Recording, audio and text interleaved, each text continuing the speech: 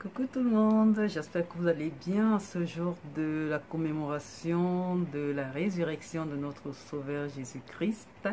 Alors, c'est une vidéo chrétienne, une vidéo parole de vie. Aujourd'hui, nous allons causer un tout petit peu sur la Pâque, d'accord?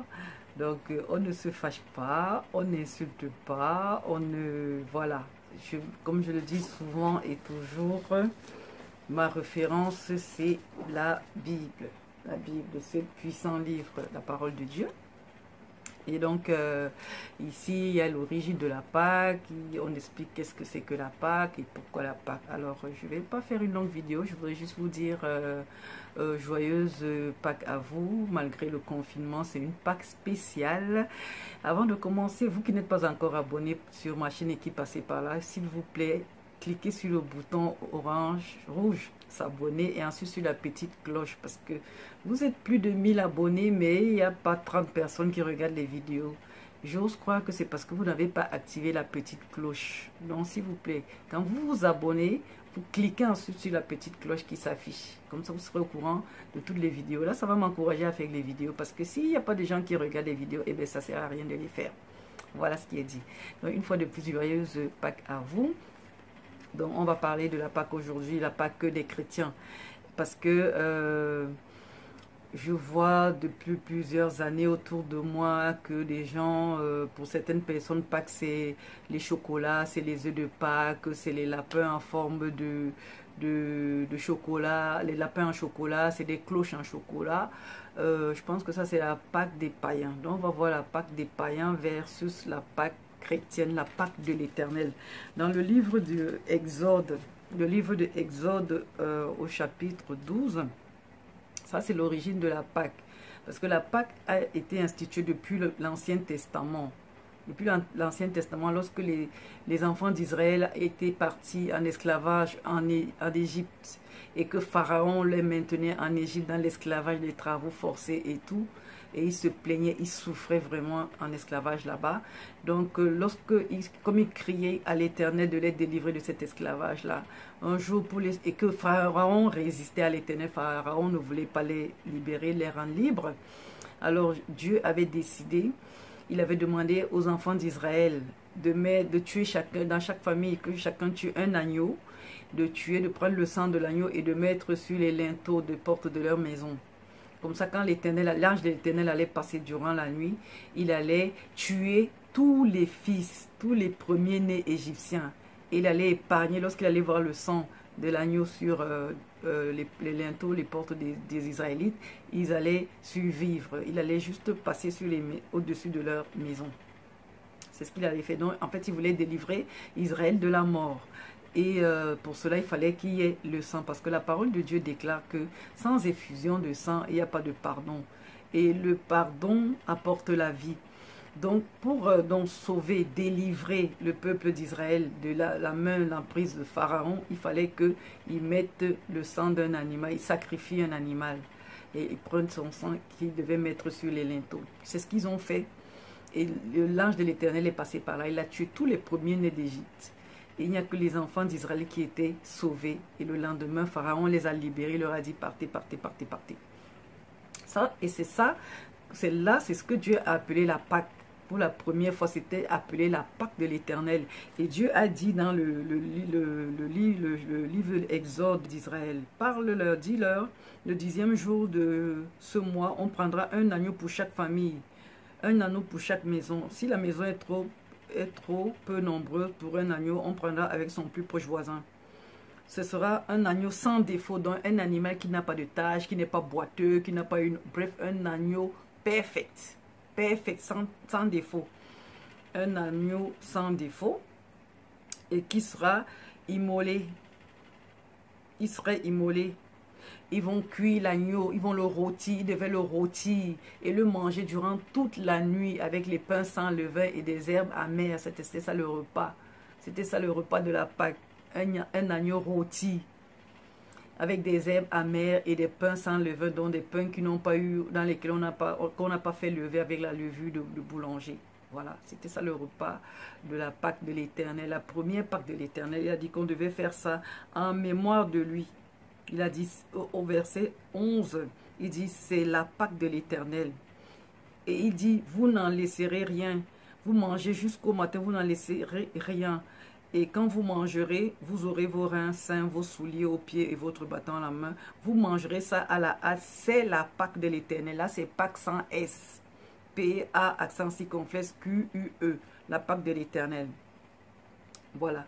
Et il dit, au verset 14, il dit, vous conserverez le souvenir de ce jour et vous le célébrerez par une fête en l'honneur de l'Éternel. Vous conserverez le souvenir de ce jour et vous le célébrerez par une fête en l'honneur de l'Éternel. Ça veut dire que jusqu'à ce que Jésus revienne, la Pâque de l'Éternel doit toujours être célébrée. Mais pourquoi est-ce que maintenant on mange les chocolats, on fait les œufs en chocolat, les lapins en chocolat, les cloches en chocolat? Ça, ce n'est pas la Pâque de l'Éternel, ne se célèbre pas comme ça. Ça, c'est la Pâque du monde, c'est la Pâque des païens. Et si vous n'êtes pas païen, arrêtez, vous ne devez pas fêter ça de cette façon. Vous ne devez pas fêter de cette façon. On va voir maintenant la deuxième fois où il y a eu encore la célébration de la parole. Enfin, on va voir comment Jésus lui-même, dans l'Ancien Testament, ça c'était dans l'Ancien Testament, maintenant on va voir la Pâque dans le Nouveau Testament, parce qu'il y en a qui disent souvent, oui, mais ça c'était l'Ancien Testament. Même dans le Nouveau Testament, quand Jésus était déjà là, Jésus même, le Maître, si nous disons que nous sommes ses disciples, nous devons faire exactement ce que le Maître nous a enseigné. Pas ce que nos prêtres ou nos pasteurs nous enseignent, mais ce que le Maître nous a enseigné. Il faut être fidèle à la parole de Dieu. Mieux vaut faire ce que la parole de Dieu dit, au lieu de faire les coutumes, les traditions des hommes. Voilà. Donc maintenant, dans le Nouveau Testament, on va prendre le livre de Matthieu. Dans le livre de Matthieu, le soir étant venu, Jésus se mit à table avec les 12. Il s'est mis à table avec ses 12 disciples, pour prendre le repas de la Pâque. Et il dit, en vérité, l'un de vous me livrera. Bon, ça, c'est pas très important. Et puis, il a dit, pendant qu'ils mangeaient, alors ça, c'est le repas de la Pâque, Jésus-Christ et les 12 disciples. Pendant qu'ils prenaient le repas de la Pâque, c'était avant sa crucifixion, avant sa mort. Il prit le pain. Pendant qu'il mangeait, Jésus prit du pain et après avoir rendu grâce, il le rompit et le donna aux disciples, en disant, prenez, mangez, ceci est mon corps. Il prit ensuite une coupe et après avoir rendu grâce, il la leur donna en disant, buvez-en, car ceci est mon sang, le sang de l'alliance qui est répandu pour plusieurs, pour la rémission des péchés. Le sang de l'alliance qui est répandu pour plusieurs, pour la rémission des péchés. Ça, c'est ce que Jésus a dit. Et c'est en ce moment-là aussi qu'il a institué donc la Sainte Seine. C'est ça, en fait. Pendant qu'ils prenaient leur repas de la Pâque, il a institué aussi la Sainte Seine qu'on appelle la communion. C'est-à-dire qu'on mange le pain, on boit le sang. Mais d'où vient-il donc que dans certaines dénominations, on vous donne le pain, on vous donne le corps du Christ et on ne vous donne pas le sang? Posez-vous la question. Cette vidéo fait partie d'une série que j'ai annoncée il y a quelques temps. Dans la précédente vidéo, je disais Rome, Rome, Rome, Rome, attention. Rome, Rome, Rome, répands-toi. L'église romaine, on ne va pas cracher sur l'église romaine. Tout le monde sait que c'est la première église. C'est la première église, je pense, dans le monde entier d'ailleurs. Je pense, si je peux me tromper. Mais moi, je dis au Cameroun, par exemple, en Afrique, l'église romaine, c'est la première église. Donc, c'est l'église mère. On est d'accord, on ne crache pas dessus. Mais pourquoi est-ce que donc il y a eu d'autres églises? Parce que l'église romaine avait des défauts. L'église romaine, les Romains, à partir même de l'Empire romain dans l'Ancien Testament, ils ont torpillé, ils ont changé, ils ont modifié plein de choses. Ils ont changé les Écritures, ils ont modifié les Écritures pour des dessins maléfiques. Des dessins maléfiques. Ils ont torpillé les Écritures, ils ont modifié, ils ont changé des choses, ils ont mis des choses qui les arrangeaient. Et donc, voilà, aujourd'hui, il faut rétablir la vérité parce que vraiment, les temps sont mauvais. Jésus revient très bientôt. On ne sait pas quand, mais les signes de son avènement ne font que se multiplier. Donc, il est temps de connaître la vérité. Il est temps de rétablir la vérité. Je n'ai pas la vérité parfaite, mais la vérité parfaite, elle est là. Elle est là. Elle est implacable. Elle est implacable. C'est pour ça que je vous dis, lisez ce livre, méditez, afin qu'on ne vous trompe pas, qu'on ne vous égare pas. Qu'on ne vous égare pas. Donc, d'où vient-il donc à la Pâque, qu'on fasse les chocolats, les œufs et tout ça? Ça, c'est pas la Pâque de l'Éternel. Ce n'est pas la Pâque de l'Éternel. Prépare la Pâque de l'Éternel autrement qu'avec les chocolats. On passe la Pâque autrement qu'avec les chocolats. Il faut se souvenir de la mort du Seigneur. Il faut surtout se souvenir de sa résurrection. Il faut savoir qu'il est mort et il faut s'en réjouir. Il faut savoir qu'il est ressuscité. Il faut s'en réjouir. Parce que Jésus-Christ est mort pour nous, à notre place, à la place de nous, les pécheurs. Il a pris notre place. Normalement, c'est nous qui devrions être à la croix, qui devrions être flagellés, fouettés, chicotés, humiliés. Mais lui l'a accepté. Et c'est lui l'agneau. Vous savez, à l'Ancien Testament, dans l'Ancien Testament, au temps de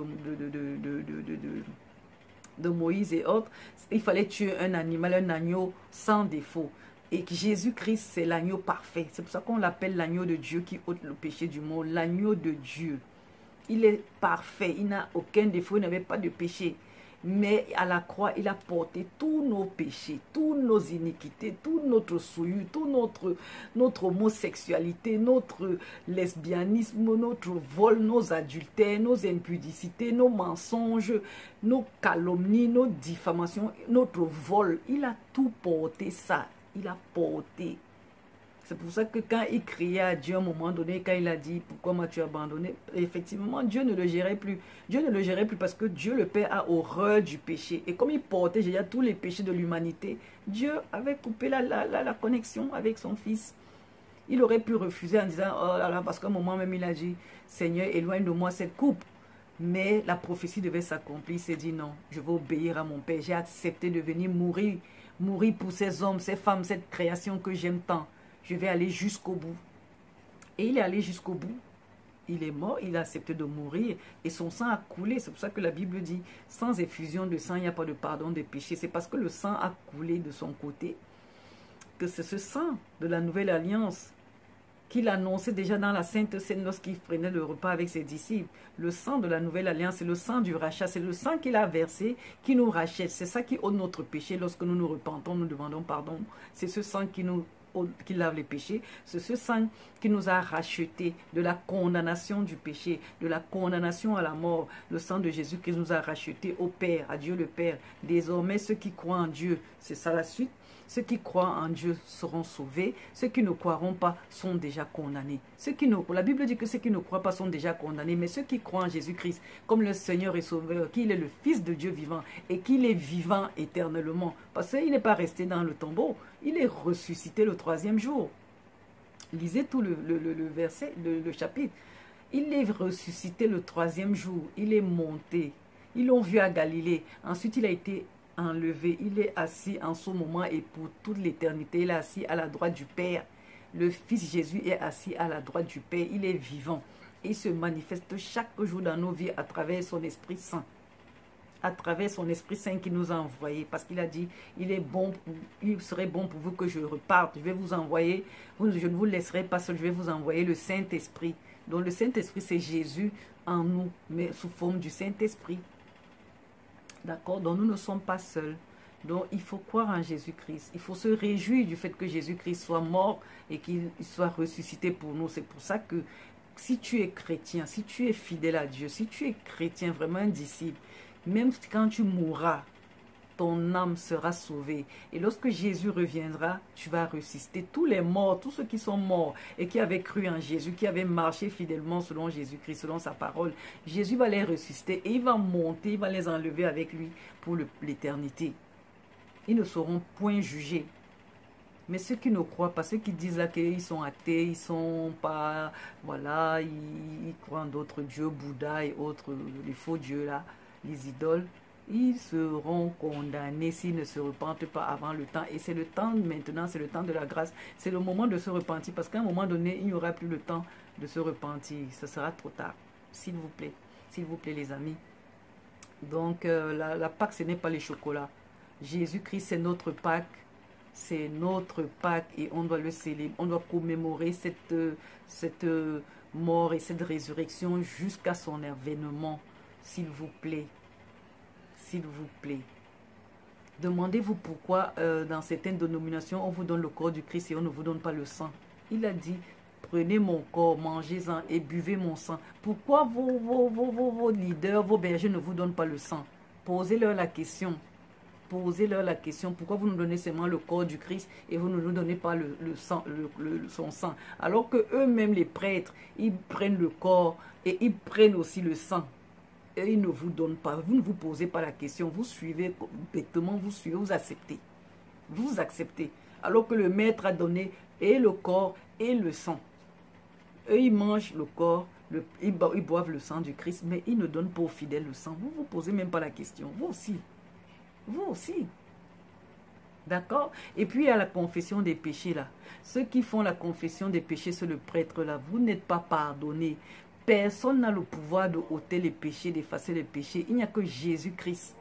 Parce que c'est lui qui a été à la croix. C'est lui qui a été à la croix. C'est lui seul qui a le pouvoir de ôter le péché par son sang qu'il a versé. Le prêtre n'a jamais été à la croix. Le prêtre ne s'est pas crucifié. Donc, il n'a pas le pouvoir de pardonner vos péchés ni d'effacer vos péchés. Arrêtez de confesser vos péchés sur vos prêtres-là. Ils ne vous pardonnent pas. Ils n'ont pas ce pouvoir de pardonner.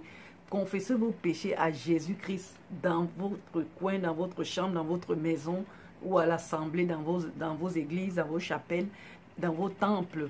Parlez à Dieu. C'est une question de foi et dans le cœur. Demandez-lui pardon sincèrement. N'allez pas vous confesser vos péchés chez le prêtre. Il n'en a pas la compétence. Il ne pardonne, il n'efface pas le péché. Il n'efface pas le péché. Il n'y a que Jésus-Christ, par son sang versé, qui a le pouvoir de ôter le péché. D'accord? Donc, vraiment, Rome, l'église romaine a égaré beaucoup de personnes. Eux-mêmes, beaucoup ont été égarés, beaucoup de bergers. Et c'est le moment de dire la vérité. Il faut dire la vérité aux fidèles. Il faut dire la vérité aux gens. Ceux qui voudront croire, tant mieux. Ceux qui ne voudront pas croire, tant mieux aussi. La vérité, elle est ici. Elle est là. C'est pas moi qui le dis. J'ai rien inventé. Tout ça est là. Lisez ça, méditez ça. Et vous aurez la vérité. La Bible dit que vous connaîtrez la vérité et la vérité vous affranchira et vous rendra libre. Arrêtez de suivre comme des moutons. Non. Lisez la parole. Vous serez libre, vous serez affranchi de tous les mensonges. De tous ces mensonges. D'accord? Donc, c'était la première partie. On va continuer à parler de tous les mensonges que l'Église romaine a introduits dans l'Église, alors que c'est des choses qui sont contraires à la parole de Dieu, contraires à la vérité. On va en parler dans d'autres prochaines vidéos. Donc, voilà, c'est tout ce que j'avais aujourd'hui pour cette fête de la Pâque. Vraiment, les chocolats, c'est bon, il n'y a même pas de souci. Mais vraiment, la Pâque, ce n'est pas les œufs en chocolat, ce n'est pas les lapins en chocolat, ce n'est pas les cloches en chocolat. Arrêtez ça, arrêtez de dire ça aux enfants. C'est des mensonges, c'est des mensonges et c'est des mensonges. Pâque, c'est la mort de Jésus, la résurrection de notre Sauveur.